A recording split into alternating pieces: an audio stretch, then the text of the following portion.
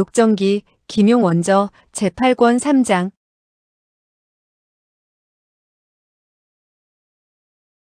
3.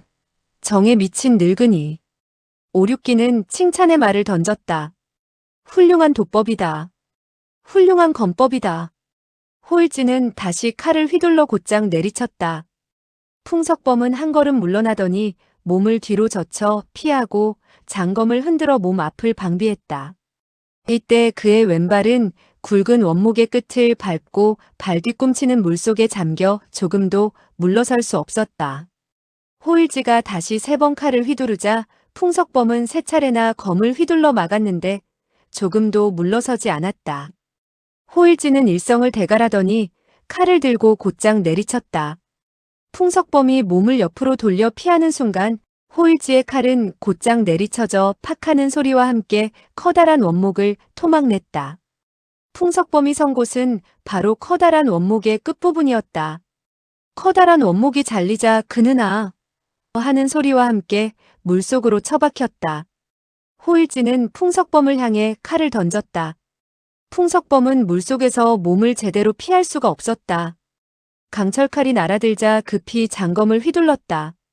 칼과 검이 쨍 하는 소리를 내면서 허공에서 부딪히더니 수없이 불똥을 튀기며 멀리 강물 속으로 떨어졌다. 풍석범은 물속으로 그대로 잠수해 들어가 다시는 모습을 드러내지 않았다. 호일지는 속으로 생각했다. 저 사람의 자맥질이 저토록 뛰어나니 방금 내가 그와 함께 물속에 떨어졌다면 그에게 당했을 것이다. 오륙기는 낭낭히 말했다. 백승도왕은 과연 명불허전이구려. 오늘 그와 같은 신기를 대하니 실로 크게 시야를 넓혔소. 이 배 위로 올라와 함께 한잔하는 것이 어떻소? 호일지는 말했다. 그럼 실례하오. 호일지는 훌쩍 몸을 날려 배 위로 올라왔다. 뱃머리가 약간 내려앉는 기미만 보였을 뿐 선체는 조금도 흔들리지 않았다. 위소보는 경신술에 대해 잘 몰라 가만히 있었지만 오륙기와 마초흥 등은 크게 놀랐다. 오륙기는 두 손을 마주잡고 말했다. 불초는 오륙기라 하오. 이분은 마초흥 형제이고 이분은 위소보 형제입니다. 우리들은 모두 천지회의 향주입니다. 호일지는 엄지손가락을 축혀 세우며 말했다. 오형, 그대가 천지회에 몸을 담고 있다는 사실은 철저한 비밀이 아니겠소? 만약에 그 사실이 누설되면 전 가족의 목숨을 보존할 수 없을 것이요. 오늘 처음 만났는데 놀랍게도 저에게 조금도 숨기지 않으니 그와 같이 호방한 기상에는 정말 탐복하지 않을 수 없구려. 오륙기는 웃었다. 백승도왕을 믿지 않으면 누구를 믿겠소? 호일지는 크게 기뻐 그의 손을 잡고 말했다. 이 몇 년 동안 이 형제는 은거하여 채소를 심으며 강호의 일을 묻지 않았소. 그런데 오늘 철걸개 오륙기 같은 훌륭한 친구를 사귈 수 있으니 크나큰 영광이요. 그는 오륙기의 손을 잡고 선실 안으로 들어갔다. 그는 마초흥과 위소보에게 고개를 끄덕여 보였을 뿐 아는 체를 하지 않았다. 위소보는 그가 정극상의 사부를 패배시키자 탐복하기도 하고 고맙기도 하여 말했다. 호 대엽께서 풍석범을 강물 속에 빠뜨렸으니 강물 속의 자라 새끼들이 그를 물어뜯어 전신을 피투성이로 만들 것입니다. 방검유혈은 그야말로 무검유혈이 되겠군요. 하하하. 호일지는 빙그레 웃으며 말했다. 위 향주, 그대의 주사위 던지는 재간은 정말 대단했소. 이 한마디의 말은 본래 비웃은 것이었다. 그의 무공이 형편없지만 주사위를 던질 때는 속이는 재주가 뛰어나다고 비웃은 것이었다. 위소보는 속도 모르고 의기양양하게 말했다. 호 대엽께서 패를 가르는 잔재간은 더욱 뛰어나더군요. 우리 형제 두 사람은 손을 잡고 전주가 되어 그 땅딸보에 적지 않은 은자를 따냈지요. 호 대엽께서 반을 갖고 싶다면 나중에 나눠드리겠습니다. 위 향주가 다음에 전주가 되었을 때 이 형제는 역시 전주를 도와주도록 하겠소. 그대와 마주보고 노름을 하면 반드시 지고 말 것이요. 좋습니다. 좋은 의견이십니다. 마초흥은 부하들에게 술잔과 음식을 가져오라 이르고 조그만 배 안에서 술을 마셨다. 호일지는 몇 잔의 술을 마시더니 말했다. 우리들이 오늘 만났는데 일견여고 하니 형제 일을 더는 감출 수 없구려. 말하기 부끄럽지만 이 형제는 20여 년간 강호에서 물러나 곤명성 교회에서 은거해 왔는데 그것은 한 여자 때문이었소. 위소보는 말했다. 진원원의 노래에 영웅은 다정하다는 한마디가 있었지요. 영웅은 자연히 정이 많은 법이 아니겠습니까? 오륙기는 눈살을 찌푸리며 속으로 생각했다. 저 애는 언제나 터무니없는 소리만 짓거리는구나. 저 아이가 무엇을 안다고 저럴까? 뜻밖에도 호일지는 위소보의 말에 감개무량해진 듯 한숨을 내쉬고 천천히 말했다. 영웅은 어쩔 수 없이 다정해지는구나 하고 읊은 오매촌의 이식귀는 정말 훌륭하오. 그러나 오삼계는 결코 영웅이라 할 수 없소. 그는 그저 호색한에 불과할 뿐이요. 그는 나직이 원원곡 가운데 두 식귀를 흥얼거렸다. 여인이 어찌 큰일에 상관할 수 있겠는가? 영웅은 어찌할 수 없이 다정해지는구나. 이어서 그는 위소보에게 말했다. 위향주, 그날 그대는 삼성함에서 진소저가 그와 같은 한 수의 노래를 부르는 것을 들었으니 그야말로 귀로 듣는 복이 많다고 하겠소. 나는 그녀의 곁에서 23년 동안 살아왔지만 그 곡의 일부분을 3번 들었을 뿐이며 최후의 한 구절은 그대 덕택에 들을 수 있었소. 위소보는 의아하여 말했다. 그대는 그녀의 곁에서 23년이나 지냈다고요? 그대 역시 진원원의 정인인가요? 호일지는 씁쓸하게 웃었다. 그녀, 흐흐흐, 그녀는 한 번도 나를 쳐다본 적이 없다오. 나는 삼성함에서 채소를 가꾸고 땅을 쓸며 나무를 하고 물을 길었소. 그녀는 내가 시골 농사꾼인 줄로만 알고 있소. 오륙기와 마초응은 아연하여 서로의 얼굴을 쳐다보았다.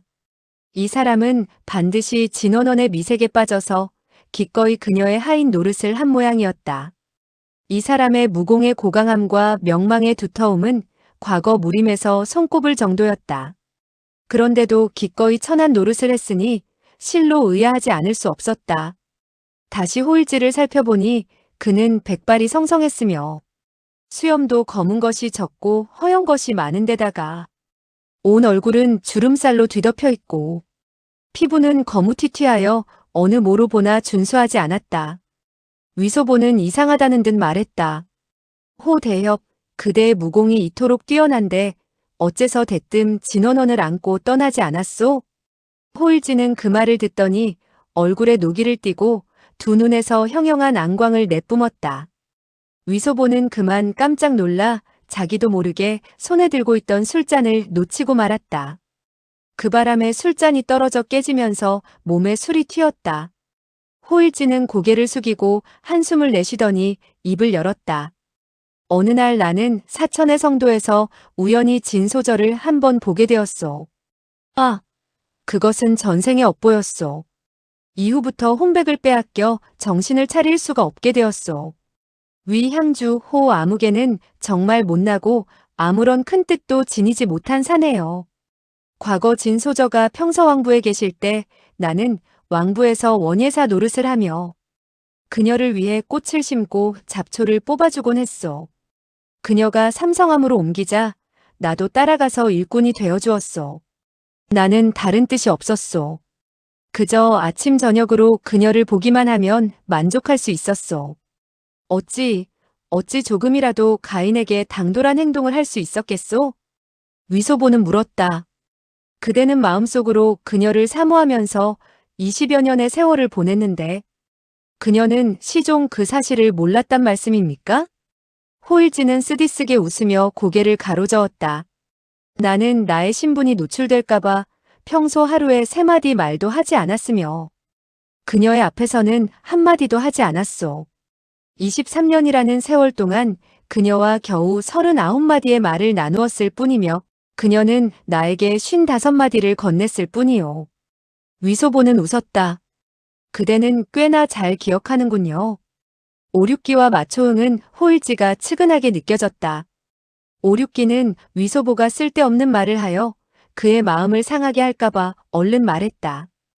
호형, 우리들은 모두 감정이 풍부한 사람이 아니겠소? 어떤 사람들은 무공을 배우는데 미치다시피 하고, 어떤 사람은 술을 마시기 좋아하고, 어떤 사람은 도박을 좋아하오. 진원어는 천하제일의 미녀인데 그대가 그토록 사랑하면서도 주위를 맴돌기만 할 뿐, 그녀와 순결한 관계를 그대로 유지하고 있었으니 실로 어려운 노릇이며 존경심이 솟아나는군요. 형제가 당돌하나마 한마디 권하고 싶은데 받아들일 수 있겠소? 호일지는 말했다. 오형은 말씀하시오. 진언언으로 말하면 과거에는 아름답기 이를 데 없었소. 그러나 지금은 이미 나이가 많이 들었소. 생각건대. 호일지는 연신 고개를 가로저으며 더 들으려 하지 않고 말했다. 오형, 사람마다 각기 품은 뜻이 다르오. 형제는 커다란 멍청이외다. 그대가 만약 나를 우습게 여긴다면 우리 이대로 헤어지도록 합시다. 그는 몸을 일으켰다. 위소보는 말했다.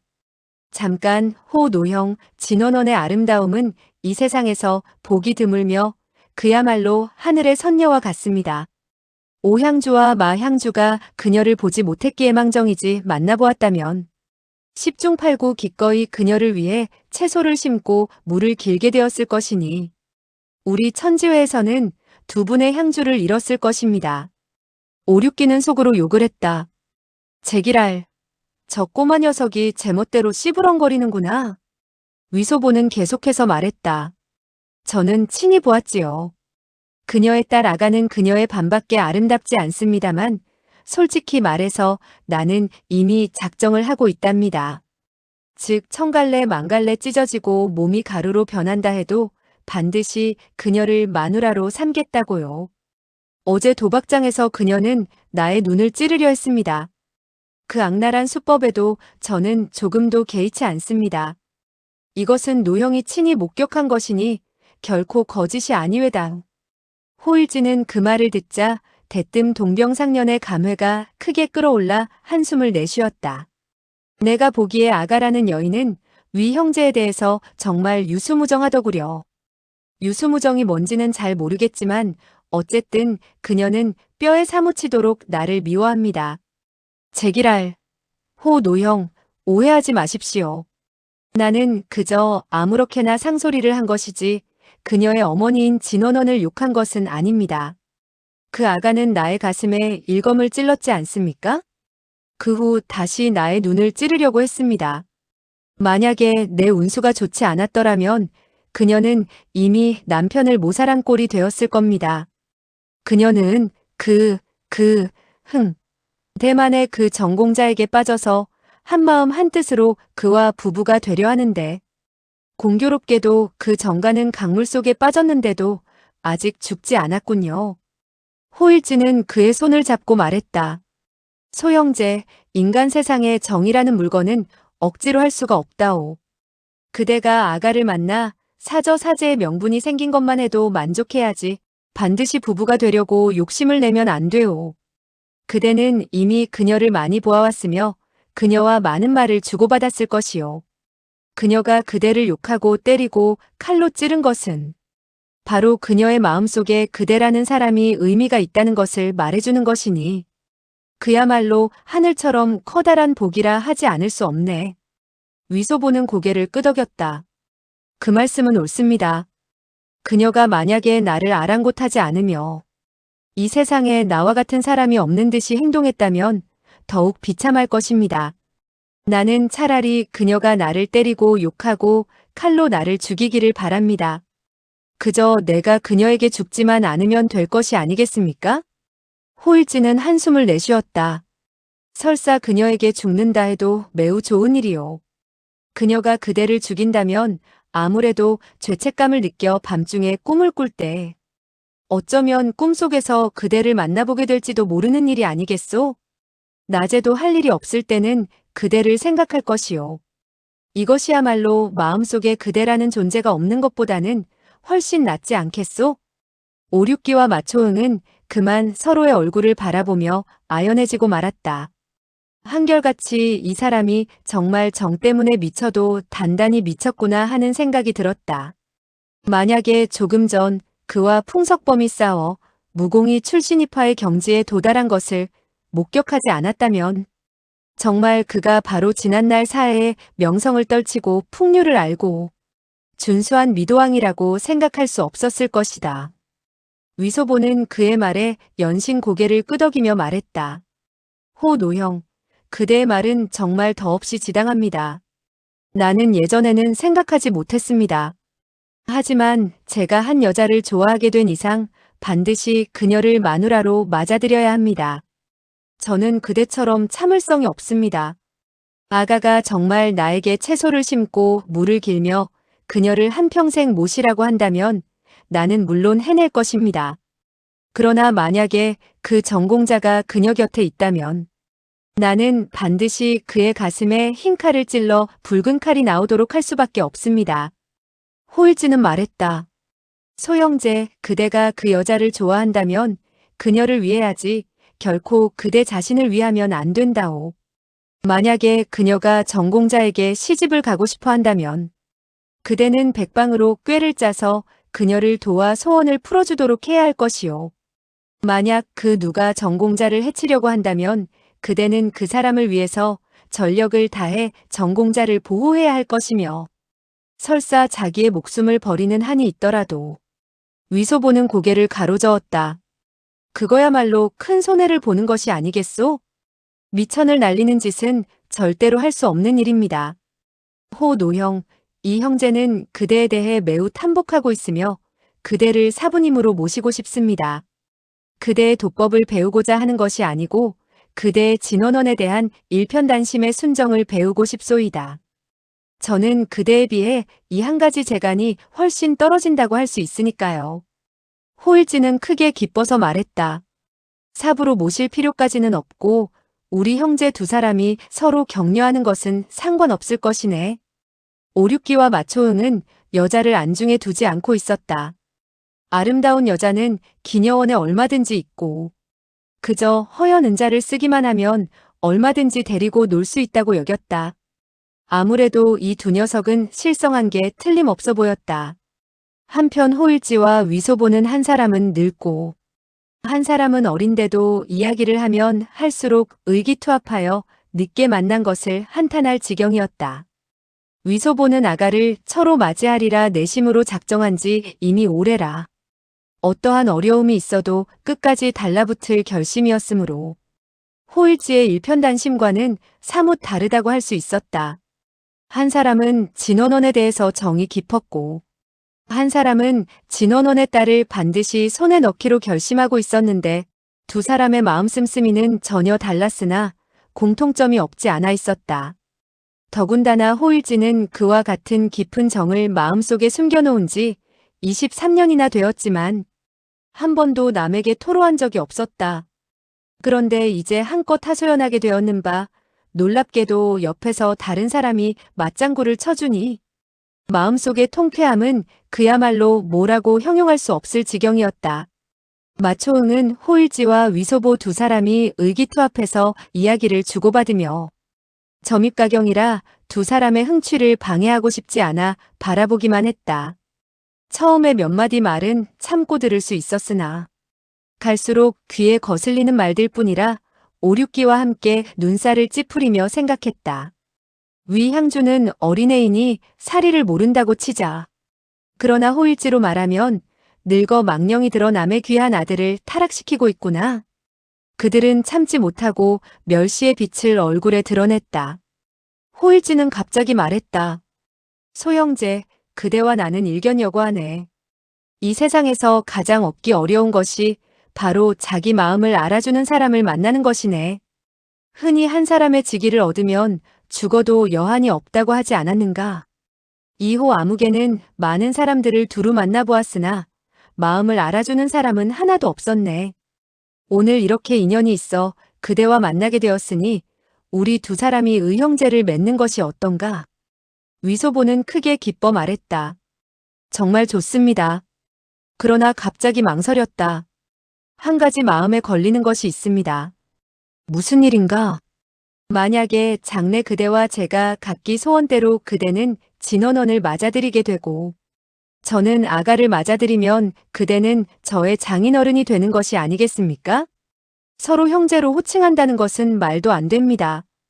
오륙기와 마초응은 그 말을 듣자 그만 참을 수 없어 껄껄 소리내어 웃고 말았다. 호일지는 약간 화가 나서 말했다. 아, 그대는 아직도 진소저에 대한 나의 뜻을 잘 알지 못하는군. 나는 한평생 결코 손가락 하나 그녀의 옷깃에 닿지 않도록 할 작정이네. 만약 거짓이 있을 때는 바로 이 탁자처럼 될 것이네. 그가 왼손을 뻗치더니 뚝 하는 소리와 함께 조그만 탁자 한 모퉁이를 뜯어내. 두 손으로 비볐더니 가루가 되어 떨어졌다. 오륙기는 칭찬했다. 훌륭한 재간이요. 호일지는 그를 한번 흘겨보더니 속으로 생각했다. 무공이 뭐가 중요한가? 나의 이 깊은 정이야말로 얻기 어려운 것이다. 이로 미루어 보아 그대는 나의 직위가 아니다. 위소보는 나무를 잡아 가루로 만드는 재간이 없는지라. 비수를 뽑아들고 가볍게 조그만 탁자의 한 모퉁이를 잘라서 탁자 위에 놓고 비수로 아무렇게나 몇 번 잘라 몇 조각을 낸 후에 말했다. 위소보가 만약에 아가를 마누라로 삼지 못한다면 2차 탁자의 모퉁이처럼 남에게 8조각이 나서 죽을 것입니다. 모두들 그 비수가 그토록 예리한 것을 보고 놀라며 의아하게 생각했다. 위소보는 말했다. 호 노형, 그렇다면 저도 한평생 그대의 사위가 되지는 않겠군요. 그렇다면 우리들은 이제 형제의 의를 맺도록 합시다. 호일지는 껄껄 웃더니 그의 손을 잡고 뱃머리로 다가가 달을 향해 무릎을 꿇고 말했다. 호일지는 오늘 위소보와 형제의 의를 맺게 되었으며 차후로 복이 있으면 함께 누리고 어려움이 있으면 함께 맞겠나이다. 만약 이 맹세를 저버린다면 나로 하여금 강물 속에 빠져 죽게 해주십시오. 위소보 역시 그와 같은 맹세의 말을 했다. 그러나 최후의 한마디는 나로 하여금 이 유강 속에 빠져 죽게 하소서라는 말로 고쳤다. 그는 속으로 생각했다. 나는 결코 호 노영에게 거짓말을 하지 않을 것이다. 그러나 만약 어떤 문제가 생겨 다시 이 광서성으로 오지 않는 한 결코 이 유강에 빠져 죽는 일이 없을 것이다. 다른 강물과 냇물은 맹세 속에 포함되지 않는다. 두 사람은 껄껄 웃으며 손을 잡고 선실로 돌아왔는데 그 모습이 지극히 다정스러웠다. 오륙기와 마초응은 두 사람을 축하해주고 네 사람이 잔을 들어 함께 마셨다. 오륙기는 이 한 쌍의 정에 미친 결의 형제가 다시 진원원과 아가의 일을 이야기하는 것이 지긋지긋해서 말했다. 우리 이만 돌아갑시다. 호일지는 고개를 끄덕였다. 좋소. 형, 위 형제, 한 가지 부탁이 있어. 그 아가 소전은 내가 공명으로 데리고 가야겠소. 마초응은 별로 대수롭게 여기지 않았지만 위소보가 깜짝 놀라 왜냐고 묻자 호일지는 대답했다. 진소저가 삼성함에서 그녀의 딸과 서로 만난 그날 밤 그녀는 병들어 눕게 되었네. 그녀는 아가, 너는 어째서 이 애미를 만나보러 오지 않느냐? 하고 중얼거리는가 하면 아가, 이 애미에게는 너라는 귀여운 딸 하나밖에 없다. 이 애미는 내가 무척 그립구나라고 했지. 나는 차마 안 되어 아가 소저를 뒤따라온 것이라네. 길에서 나는 아가 소저에게 돌아가 어머니를 모시자고 했지만 그녀는 막무가내로 안 된다는 것이었네. 억지로 힘을 사용할 수도 없고 해서 암암리에 뒤따르며 그녀를 설득하여 마음을 돌릴 날이 있기를 기대했지. 이제 그녀는 잡힌 몸이니 만약 향주가 그녀에게 곤명으로 돌아가 어머니를 만나뵐 것이면 놓아주겠다고 하면 그녀는 그 말에 따르지 않을 수 없을 것이요. 마초응은 말했다. 이 일에 대해서 불초는 아무런 이견이 없습니다. 위 향주가 알아서 처리할 일이지요. 호일지는 목맨 음성으로 말했다. 형제, 그녀를 처로 삼고 싶다면 날은 얼마든지 있네. 그러나 만약 진소저가 병으로 쓰러져서 몸을 일으키지 못한다면 다시는 그녀의 딸을 만나보지 못할 것일세. 이거야말로 한평생 한이 되지 않겠는가? 오륙기는 고개를 가로저으며 속으로 생각했다. 이 사람은 영웅 기계가 깡그리 사라지고 없구나. 오삼계의 애첩을 위해 이토록 정신과 혼백이 빠졌으니 어찌 사내대장부의 기계라고 할 수 있겠는가. 진원어는 대명나라 강산을 청나라에 넘겨준 원흉 가운데 한 명이다. 다음에 내가 군사를 이끌고 곤명으로 쳐들어가면 먼저 그녀를 한 칼에 죽여버려야지. 위소보는 말했다. 형님이 그녀를 곤명으로 데리고 가는 것은 상관없습니다. 하지만 형님에게 솔직히 말씀드리는데 저는 그녀를 정식으로 매파를 두고 맞아들였으며 이미 천지신명께 절을 한 바도 있습니다. 중매를 선 사람은 바로 모광부의 요두사자 오립신입니다. 그런데 우리 마누라가 나와 부부가 되고 싶지 않다고 하면서 전공자에게 개가하려 하고 있습니다. 그녀가 나와 부부가 된다고 응낙해야 그녀를 놓아줄 수 있습니다. 오륙기는 더 참을 수 없어 탁자를 힘주어 내려쳤다. 그 바람에 술 주전자와 술잔이 모조리 엎어졌다. 오륙기는 큰 소리로 말했다. 호 노형, 위 형제, 그 나이 어린 아가씨가 어머님을 만나러 가지 않으려고 하는 것은 크게 불효한 것이요. 그녀가 위 형제와 혼례를 올려 이미 부부의 명분이 있는데도 전공자를 따른다는 것은 크게 부정한 것이요. 이같이 불효하고 부정한 여자를 이 세상에 남겨두어 어디에 쓰겠소? 모습이 아름다우면 아름다울수록 인품이 더럽고 못된 모양이니 나는 곧 그녀의 목을 잘라버리겠소. 제미. 이어서 날카로운 어조로 사공에게 재촉했다. 저어라. 빨리 저어.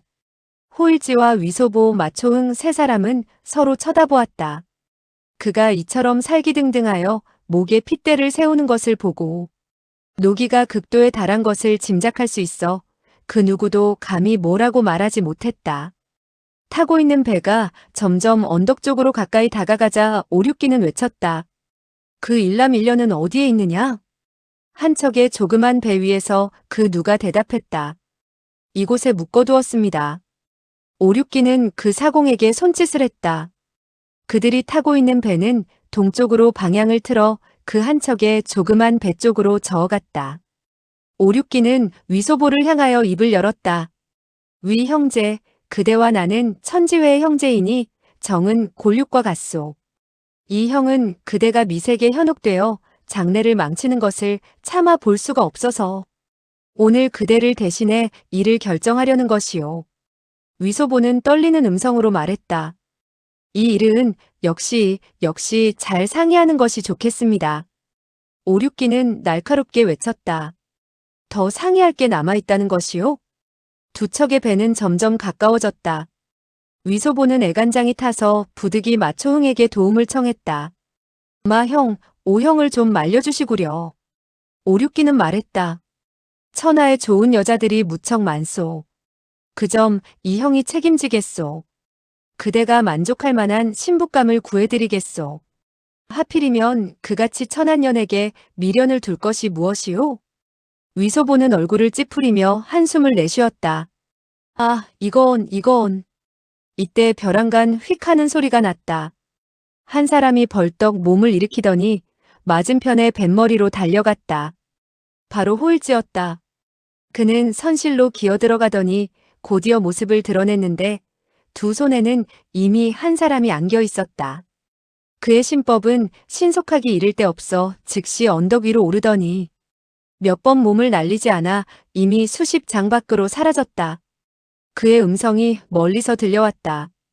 오형, 마형, 위 형제, 정말 미안하게 되었소. 훗날 찾아뵙고 사죄를 올리겠으며 처분대로 벌을 받겠소. 말소리는 똑똑히 들려왔다. 오륙기는 분노에 휩싸여 몸을 날려 뒤쫓아가려고 했다.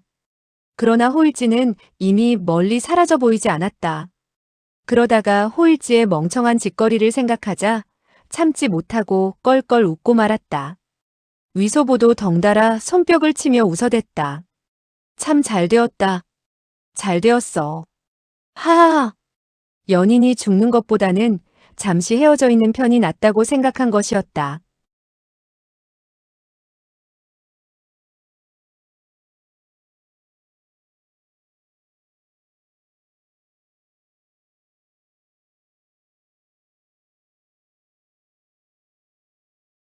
녹정기, 김용원저 제8권 사장.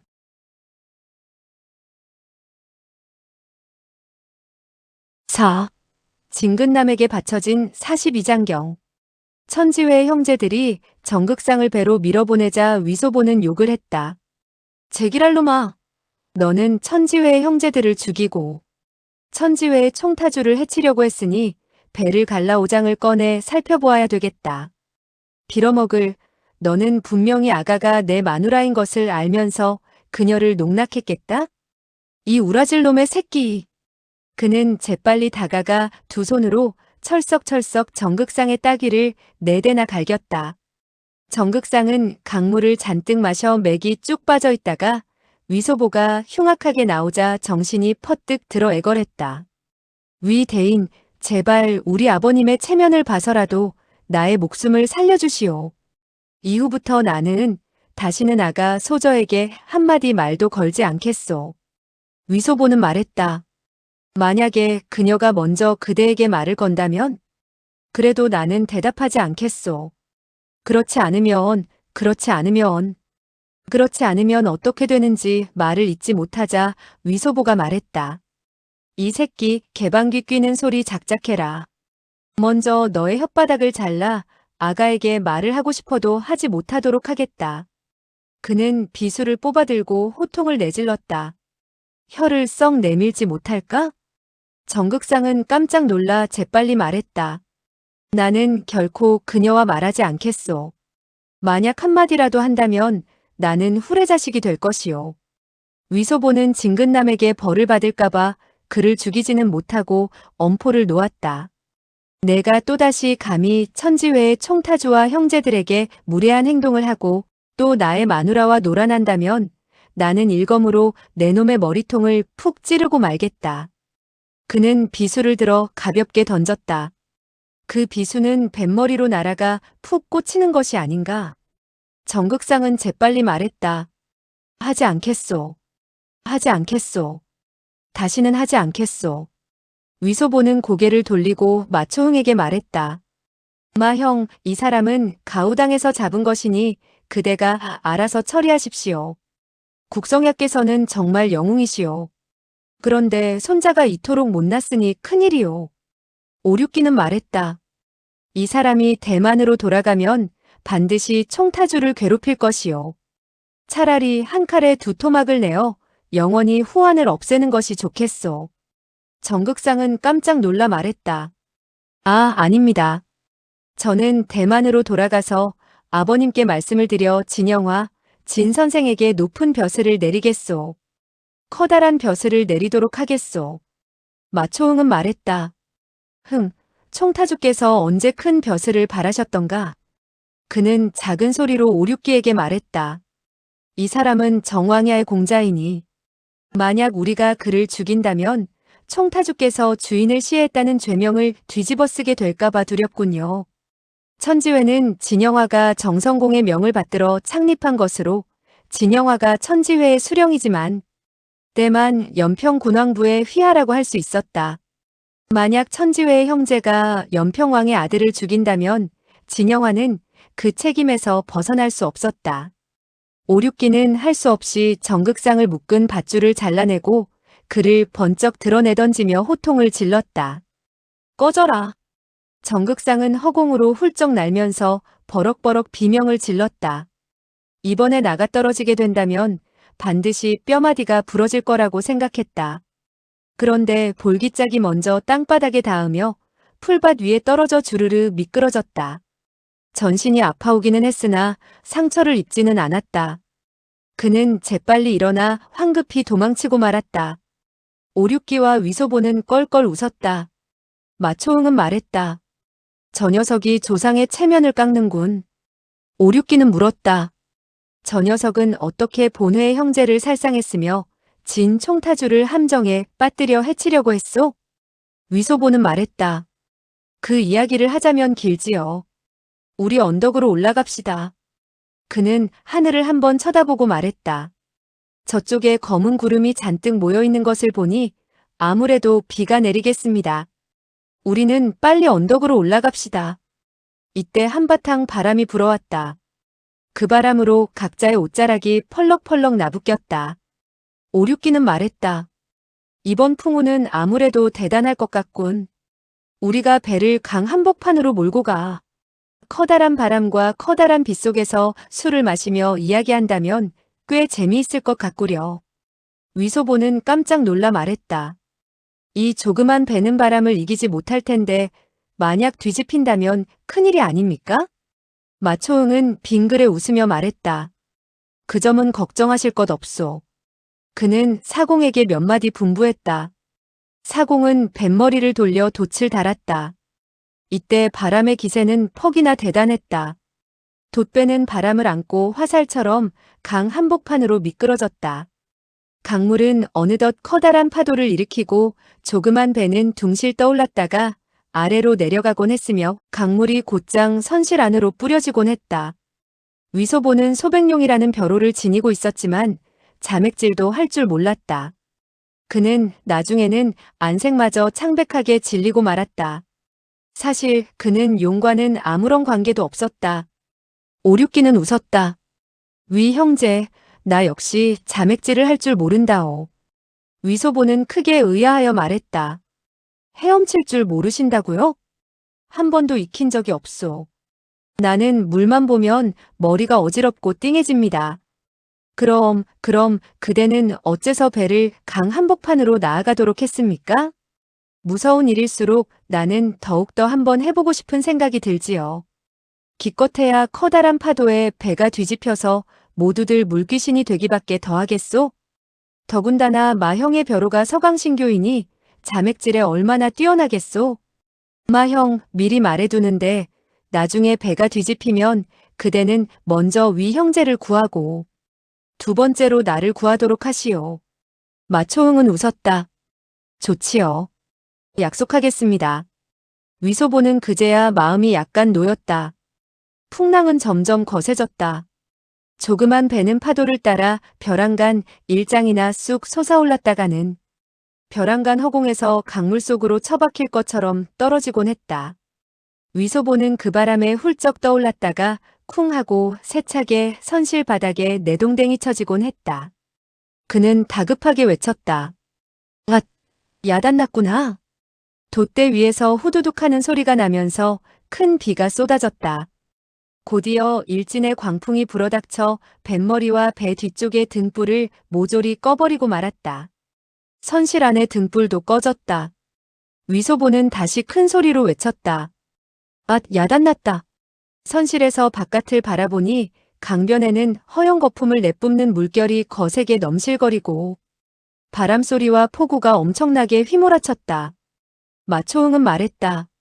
형제, 두려워 마시오. 이 풍우는 정말 대단하군. 내가 가서 키를 잡도록 하겠소. 그는 배 뒤쪽으로 가서 호통을 질러 사공들을 독려했다. 바람의 기세가 엄청나게 커지자 두 명의 사공이 막 돛대에 이르렀을 때 그만 바람에 날려 강물 속으로 떨어질 뻔했다. 커다란 풍랑에 그 조그만 배는 갑자기 옆으로 기울어졌다. 위소보는 왼쪽으로 내동댕이 쳐지면서 날카롭게 큰 소리로 비명을 지르며 속으로 욕을 했다. 제기랄, 늙은 거지가 이상한 생각을 해서 이 모양이잖아. 그대 자신도 헤엄칠 줄 모른다면서 하필이면 커다란 풍우가 몰아치는 강물 속으로 뛰어드는 장난을 치다니. 광풍은 폭우를 대동하고 몰아치는데 한 차례씩 선실 안으로 억수 같은 빗줄기를 퍼부었다. 그 바람에 위소보는 온몸이 흠뻑 젖었다. 그때 벼랑간 펄럭이는 소리와 함께 돛이 아래로 떨어지고 배가 한쪽으로 기울었다. 위소보는 몸이 다시 오른쪽으로 쏠리며 쿵 하고 조그만 탁자에 머리를 부딪히자 갑자기 한 생각이 떠올랐다. 나는 호 형님과의 맹세를 어기지 않았다. 그런데 어째서 오늘 유강 속에 빠져 죽어야 한다는 말인가? 어이쿠, 그렇구나. 내가 맹세를 할 때 좋지 못한 마음을 품고 어느 날엔가는 그를 속이겠다는 생각을 하고 있었다. 옥황상제시여, 십전여망이시여, 그리고 관세음보살이시여. 위소보가 성심성의로 말씀드리는데 호 형님과 복이 있으면 함께 누리고 어려움이 있으면 함께 맞도록 하겠나이다. 그런데 복을 함께 누리겠다고 했는데 그가 만약 진원원을 맞아들이게 된다면 나 역시 풍우 소리 가운데 갑자기 오륙기가 목청을 도두어 노래를 부르기 시작했다. 강변을 걸으며 가슴 가득 끓어오르는 분노와 한을 누구에게 말할까? 오랜 눈물은 바람에 날려 날아가고 의로운 성 홀로 남아 구원을 눈 빠지게 기다리며 남은 병사들 마지막 힘을 다해 싸우는구나. 겹겹이 에워싸인 포위망에서 벗어나 고국에 돌아가기를 바랐건만 노래가 끝나고 연회석이 끝나자 텅 빈 자리만 남을 줄 그 누가 알았으리. 장강 줄기는 오나라 머리에서부터 초나라 끝까지 3,000리나 되나니 모조리 남의 나라 땅이 되는 변을 당했구나. 싸늘한 파도 동쪽에서 휘몰아치니 만사가 연기되어 흩어지노라. 노랫소리는 강 위에서 멀리까지 퍼져나가 풍우 소리가 대단했지만 그 소리를 억누르지 못했다. 정말 멋지구려. 위소보는 그의 노랫소리가 격앙되어 있는 것을 느낄 수 있었다. 그러나 그 문장의 뜻을 제대로 알 수 없어 속으로 욕을 했다. 제기랄, 그토록 좋은 목청을 가지고 있으면서 어째서 연극 무대에 올라가 노래를 하지 않았지? 늙은 거지는 목청을 뽑아 다음과 같이 크게 부르짖어야 제격이지. 나으리, 마나님, 찬밥이나 찌꺼기라도 보태주십시오. 갑자기 멀리 강 위에서 누군가 낭랑한 목소리로 외쳤다. 천년이 된 남쪽 나라의 이야기가 들려올 때마다 마음이 서글퍼 산천에 피눈물을 뿌리노라. 그 소리는 매우 멀리서 들려왔으나 커다란 풍우가 휘몰아치는데도 똑똑히 들려오는 것으로 보아 그 사람의 내공이 매우 심오한 것을 알 수 있었다. 위소보가 어리둥절해할 때 마초흥이 외쳤다. 총타주이십니까? 형제 마초흥이 이곳에 있습니다. 그렇소. 소보도 그곳에 있소? 과연 진근남의 음성이었다. 위소보는 놀람과 기쁨에 크게 소리쳤다. 사부님, 저는 여기에 있습니다. 그러나 광풍이 휘몰아치는 속에서 그의 음성이 어찌 울려 퍼질 수 있겠는가? 위 향주는 이곳에 있습니다. 그리고 홍순당에 오향주도 계십니다. 매우 잘 되었소. 강 위에서 부르는 노랫소리가 구름처럼 높이 솟아올라 어쩐지 이상하다고 했지.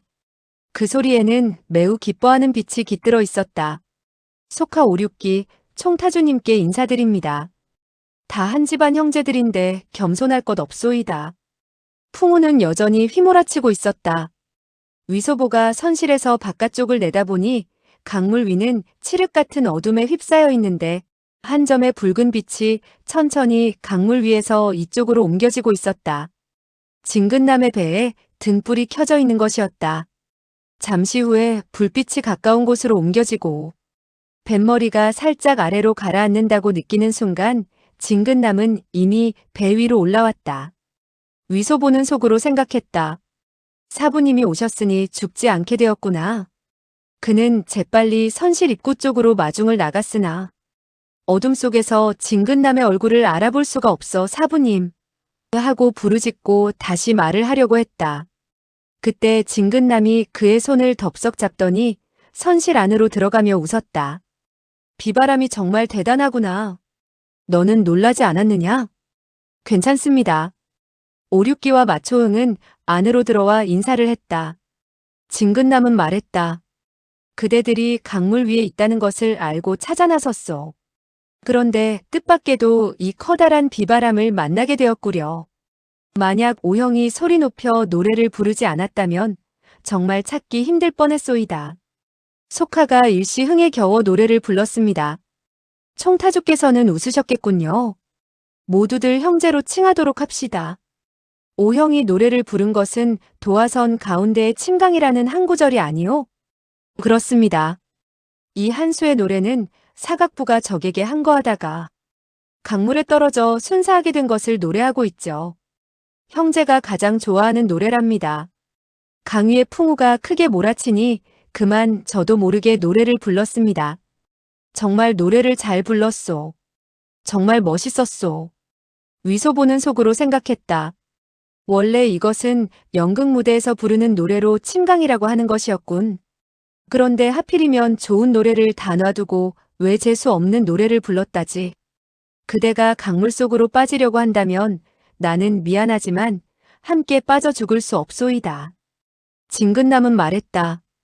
언젠가 절강성 가흥의 배 안에서 황종의 선생과 여유량 선생, 그리고 사윤왕 선생 등 세 분의 강남 명사가 오형의 일을 이야기하는 것을 듣고 형제는 무척 탄폭했소이다. 그대와 나는 비록 같은 회의 형제이지만 저의 일이 너무나 바빠 줄곧 광동으로 가뵙지를 못했소이다.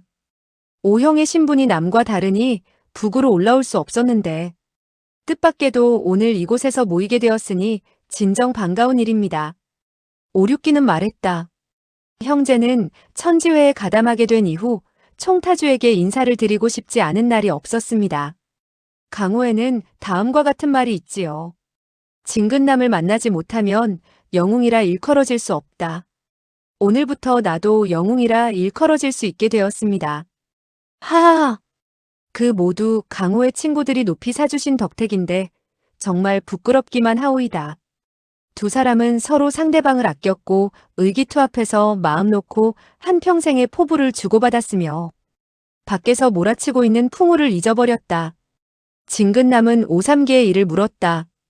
위소보는 일일이 이야기를 했고 아슬아슬한 곳에 이르러서는 있는 것 없는 것들을 다 보태게 되었다.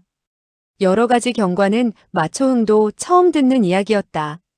진근남은 몽골의 사자 한천 말하는 증인을 사로잡았다는 말을 듣고 오삼계가 이제 크게 불리하게 되었다며 매우 좋아했다. 나찰국이 북쪽에서 오삼계와 호응하여 관외의 커다란 땅덩어리를 탈취하려고 한다는 대목에 이르자 그는 눈살을 찌푸리고 한참 동안 말을 하지 않았다. 위소보는 말했다. 사부님, 나찰국 사람들은 붉은 털에 파란 눈을 가지고 있으나 별로 두렵지는 않습니다. 기껏해야 그들의 얼굴을 쳐다보지 않으면 될 것이 아닙니까? 그러나 그들의 화기는 정말 무서웠습니다. 총으로 한 번 탕 쏘기만 하면 어떤 영웅호걸도 감당할 수 없을 것입니다. 나 역시 그 일 때문에 걱정이다. 오삼계와 오랑캐가 서로 싸워 쌍방에서 상처를 입는다면 우리 한나라 산천을 되찾을 좋은 기회를 하늘이 내려주신 거라고 할 수 있지만 앞문으로 호랑이를 쫓아냈는데 뒷문으로 이리를 끌어들인다는 격으로 오랑캐를 내쫓자마자 오랑캐보다 더 흉악하다는 나찰국 사람들이 다시 달려들어 우리 금수강산을 차지하면 어떻게 하지? 오륙기가 걱정스럽게 물었다. 나찰국의 화기를 당해낼 방법이 없습니까? 두 분은 이 사람을 만나보도록 하시구려. 진근남은 선실 입구 쪽으로 가서 불렀다. 흥주 이리 오시오. 조그만 배 안에서 누군가가 대답을 했다. 예. 그 사람은 이쪽 배로 건너뛰어 선실로 들어서서 진근남에게 살짝 허리를 굽혀 보였다. 나이는 40세 정도 되어 보였는데 체구는 왜소한 편이었지만 얼굴은 다부져 보였다. 진근남은 말했다. 오형과 마형에게 인사를 드리시오. 그리고 이쪽은 나의 제자 위소보라 하오. 그 사람은 폭언의 예를 갖췄다. 오륙기 등은 몸을 일으켜 답례했다. 진근남이 말했다. 이 임흥주 임형제는 줄곧 대만에서 나를 따라 일을 처리했는데 많은 도움을 주고 있지요. 과거 국성야께서 홍목이들을 쫓아내고 대만을 공략하여 차지하는데 임형제가 큰 공을 세웠소. 위소보는 웃었다. 임형이 홍목이와 싸운 적이 있다니 정말 잘 되었습니다. 나찰귀들에게는 창포라는 화기가 있고 홍목이에게도 창포라는 화기가 있으니 임형에게도 방법이 있었겠군요. 오륙기와 마초응은 동시에 손뼉을 치며 말했다. 위 형제의 머리는 잘도 돌아가는군. 오륙기는 본래 위소보에 대해서 별로 감탄하지 않았다. 그저 총타주의 제자이니 청목당의 향주라는 높은 직책을 맡게 되었을 것이라고 생각했다. 청목당이 근년에 이르러 많은 공을 세우긴 했지만 이 꼬마 덕택이라고는 보지 않았으며 또 그가 아가에게 빠져있는 것을 보고 멸시하고 있었다. 그러나 이때만큼은 약간 탐복하는 마음이 생겼다. 이 꼬마는 매사를 꿰뚫어보는 지혜가 있구나. 어느 정도의 재간은 있는 것 같군. 진근남은 미소 지었다. 과거 국성야께서 대만을 공격하실 때 홍목이의 포화는 정말 당해내기 어려웠네. 우리들은 그 당시 흙으로 제방을 쌓아 몇천 명이나 되는 홍목이들을 성 안에 가두고 성 안으로 공급되는 물줄기를 차단하여 그들로 하여금 마실 물이 없게 했지. 홍목이 군사들은 참고 견뎌낼 수가 없자 달려나와 공격했는데 우리들은 대낮에는 싸우지 않고 밤이 되면 그들과 근접전을 벌였지. 흥주 당시 어떻게 싸웠는지 모든 사람들에게 들려주도록 하시오. 그것은 군사의 신기묘산이었지요. 진근남이 정성공을 위해 계책을 헌납하여 공격해 함으로써 큰 공을 세울 수 있었기 때문에 군중에서는 그를 군사라고 불렀다. 위소보는 말했다. 군사라고요? 그는 임흥주가 진근남을 쳐다보고 있고 사부의 얼굴에 미소가 번지는 것을 보고 즉시 알아차리고 말했다. 아, 원래 사부님께서는 제갈량이셨군요. 제갈 군사는 등갑병을 크게 무찔렀는데 진 군사께서는 홍목위의 군사들을 크게 무찌르셨군요. 임흥주는 말했다.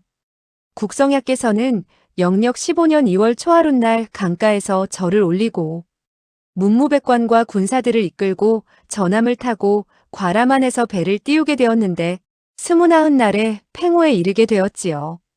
4월 초하룻날에 대만 노기문에 도달하였습니다. 노기문 밖에는 낮은 언덕이 수십 리나 뻗어 있었고 홍모병들이 배를 격침시켜 항구를 막아놓고 있었습니다. 우리 전함들은 안으로 들어갈 수가 없었지요. 어떻게 해야 될지 모르고 있을 때 갑자기 조수가 크게 밀어닥쳤죠. 군사들과 장수들은 천지가 떠나가라 환호성을 질렀고 전함들은 용감하게 안으로 밀고 들어갔죠. 홍모병들은 총을 가지고 공격을 해왔지요. 국성야께서는 모두에게 만약 우리가 한 걸음이라도 물러선다면 바다로 밀려나가 뼈를 묻을 곳이 없어진다고 말씀하셨죠. 홍목이들의 창포가 무섭긴 했지만 모두들 용감하게 앞으로 진군했지요. 군사와 장수들은 일제히 명을 받들었고 군사는 친히 우리들을 이끌고 돌진해 갔습니다. 벼랑간 저의 귓가에 수천 수만 번의 벼락치는 듯한 소리가 들려오고 눈앞은 안개로 가득 차게 되었는데 앞에 형제들이 줄줄이 쓰러지는 것이 아니겠습니까?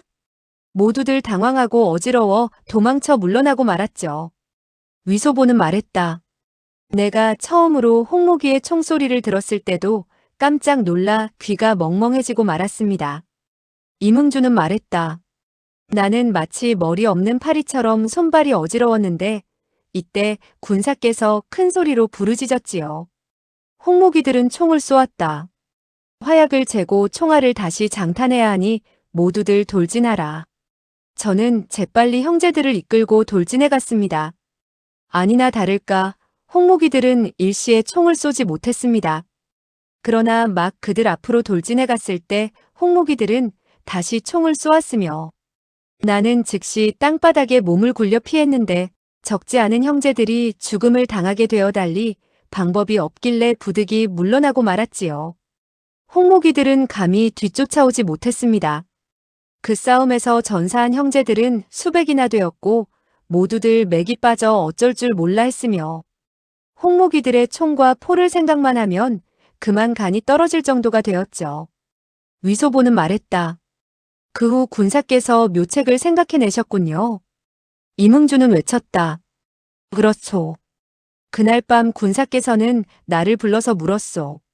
임형제, 그대는 무이산 지당문의 제자가 아니오? 저는 그렇다고 말했지요. 군사께서 말했습니다. 낮에 홍목이들이 총을 쏘았을 때 그대는 즉시 땅바닥에 굴러 쓰러지던데 그대의 신법이 매우 민첩하더군. 나는 매우 부끄러워서 말했지요. 군사 삶을 탐내고 죽음을 두려워하면 안 됩니다. 내일 싸움터에 나가면 결코 땅에 굴러 피하여 우리 대명나라 관병의 위풍이 떨어지지 않도록 하겠습니다.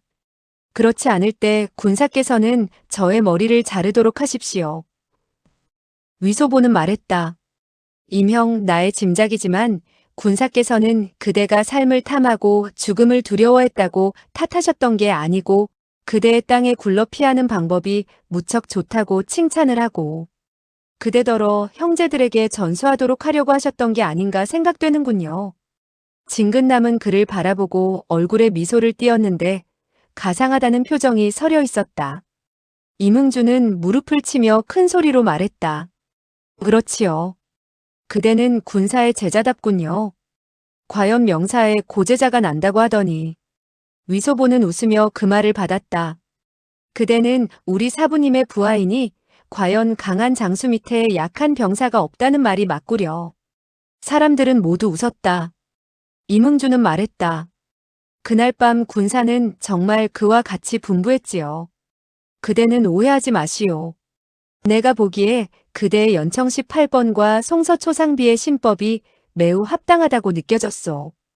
그야말로 적이 앞으로 굴러가서 칼로 그들의 발을 자르면 되겠더구먼. 그런데 그 지당도법을 어느 정도로 연마했소? 나는 군사께서 내가 담이 크지 못해 죽음을 두려워한다고 꼬짓는 것이 아님을 알고는 그제야 안심을 하고 말씀을 드렸죠. 군사 지당도법은 소장이 연마한 적이 있습니다. 과거 사부님께서는 싸움터에 나갔을 때 몸을 굴려 적의 팔다리를 자를 수 있다고 했습니다. 하지만 홍목이는 말을 타지 않으니 아마 쓸데가 없는 것 같습니다. 군사는 말씀했죠. 홍목이는 말을 타지 않았으니까 우리들은 그들의 발을 자르는 것은 할 수 있지 않을까? 저는 그 말을 듣자 확연히 깨닫고는 잇따라 말씀을 드렸죠. 예. 소장의 머리가 잘 돌아가지 않아 그 점을 미처 생각하지 못했습니다. 위소보는 빙그레 웃으며 속으로 생각했다. 그대의 사부는 그대에게 그 도법으로 말의 다리를 자를 수 있다고 했는데도 그대는 사람의 다리를 자를 수 없다고 여겼으니 노형의 머리는 정말 제대로 잘 돌아가지 않는군. 임흥주는 말했다.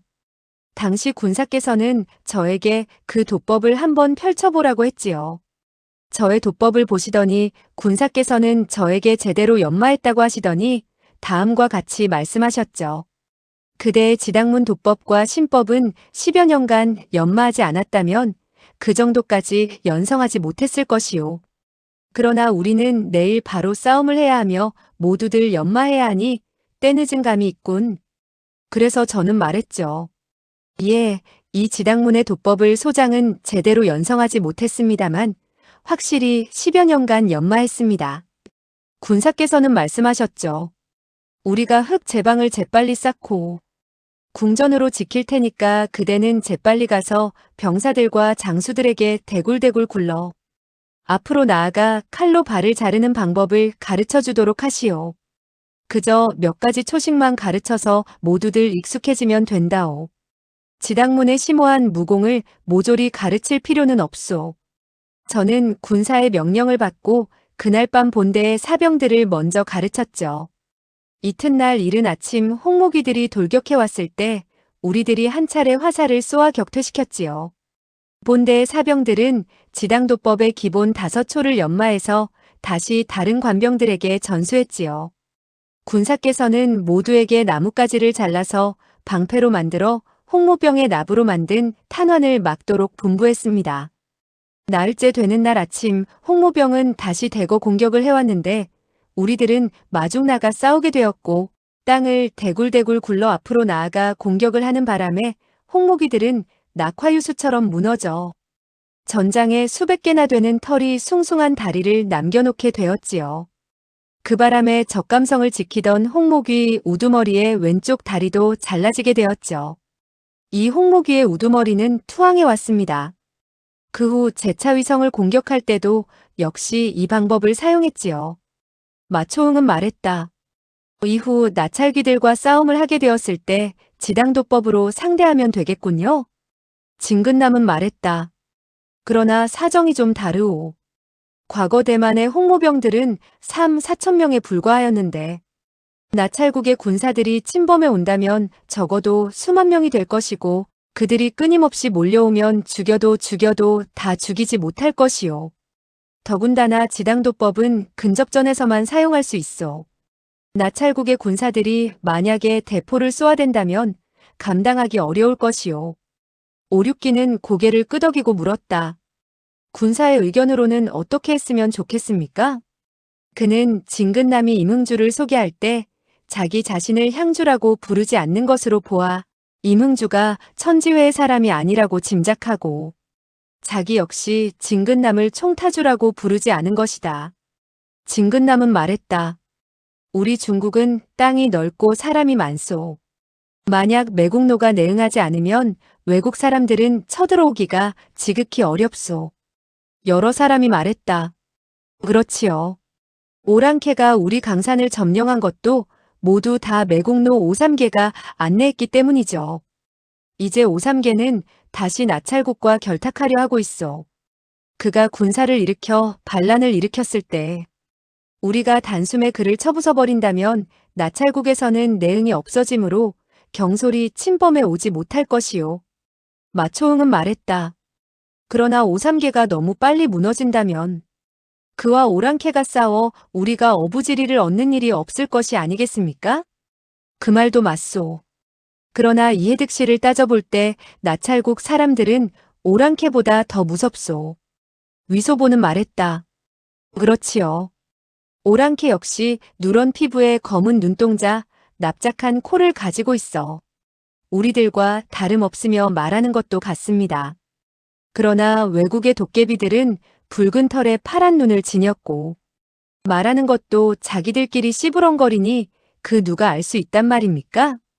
국가대사를 논하는 동안 날이 점차 밝아왔고 풍우도 이미 그쳐 있었다. 마초응은 말했다. 모두들 옷이 젖었으니 바로 언덕으로 올라가 한잔하면서 한기를 몰아내도록 하죠. 진근남은 말했다. 무척 좋소. 이번에 몰아친 풍우에 조그만 배는 30여리 밖으로 흘러내려가 있었다. 유주로 돌아왔을 때는 이미 정오 무렵이었다. 사람들은 모두 언덕에 올랐다. 이때 한 사람이 급히 달려와 소리쳤다. 상공, 그대가 돌아오셨군요. 바로 쌍하였다. 그녀는 전신이 흠뻑 젖어 있었으나 얼굴 가득 기쁜 빛이 어려 있었다. 위소보는 물었다. 그대가 어떻게 이곳에 있지? 어젯밤 크게 비바람이 몰아치는데도 그대가 배를 타고 나갔기에 마음이 놓이지 않아 상공께서 무사히 돌아올 때를 기다리고 있었어요. 그대는 줄곧 이곳에서 기다리고 있었단 말이오? 예, 저는 걱정이 되어서. 내가 타고 있는 배가 가라앉을까봐 걱정했소? 나는 그대가 크게 복을 타고났기 때문에 타고 있는 배가 가라앉지 않으리라 믿었어요. 하지만. 부둣가의 한 사공이 웃으면서 입을 열었다. 이 도련님께서는 어젯밤 야심한 삼경쯤 풍우가 가장 심하게 몰아칠 때 우리 배를 타고 강으로 나가 사람을 찾겠다며 먼저 50냥의 은자를 주려고 했었지요. 그러나 가려는 사람이 없자 그는 다시 100냥으로 늘렸습니다.